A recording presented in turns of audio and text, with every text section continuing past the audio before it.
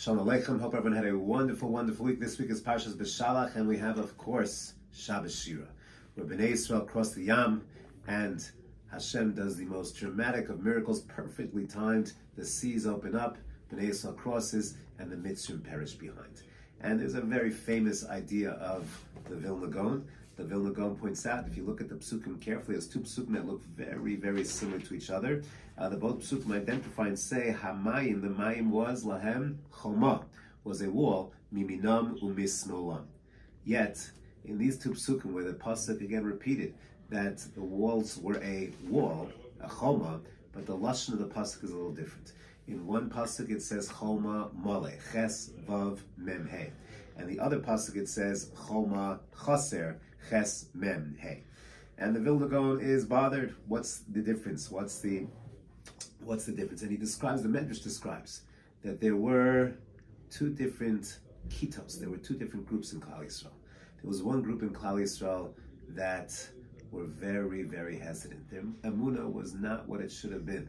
And they wanted to go back to Mitzrayim. The Torah describes, why are you taking us into this desert? Why are you taking us into this yam? Why we're going to die? We're going to die. There is no destiny. There's no future. This is a nation that saw 10 dramatic makos, and that was promised by Moshe Rabbeinu, that saw miracles, and yet still have their doubts. We want to go back to Mitzrayim. What are we doing? This is crazy. And then you have a Nachshon ben Aminadav.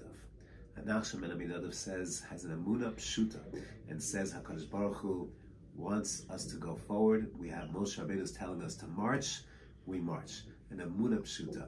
And Nachshon ben Aminadav takes the proverbial leap of faith. He takes literally a leap of faith and jumps into the Yam. And the Yam, of course, miraculously splits, and the rest is history. That's a core and fundamental lesson. We live always. I spoke last week. We spoke about the role of women, and I think in this area, women perhaps have a greater koach. They have great emunah. Women have this bina yasera, a great emunah, and sometimes they just do with that sense of emunah. Men tend to be more rational, more worked out. Everything's got to be calculated. Everything's got to be fit perfectly. Nachshon ben Aminadav says, sometimes that's a big mistake. Sometimes you just have to go. You just have to go, and Hashem will take care of it. We see this oftentimes in Tanakh. We see this in Chumash, that you just have an emunah pshuta, you go, and things tend to work out. I've seen that in my own life, where with doubts and making certain decisions, and sometimes you just have to plow forward, and then all of a sudden things start to emerge. That was the unique emunah, and that's the difference between sometimes, of course you have to be calculated. It's important to be calculated, think about the future, and be sensitive, make rational decisions. But sometimes you're stuck and you just can't go forward.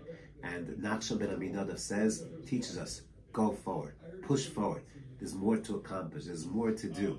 And he takes that jump, and the waters part. You find we're not that far away from Megillas Esther, from the story of Purim. And again, things were very, very dire for the Jewish people. And Esther has to do something that is risky. She has to take a risk. She has to go into the king Achashverosh. She hasn't called her in a long time, and to just walk in uninvited, you're risking your life. And says Mordechai to her those very, very famous words, maybe this is exactly why you were given the Malchus, for this moment. This is your moment. And yes, you have to take a chance. You have to take a risk. You have to take that bold step to go into the king and make your plea. And that's the turning point of the Megillah.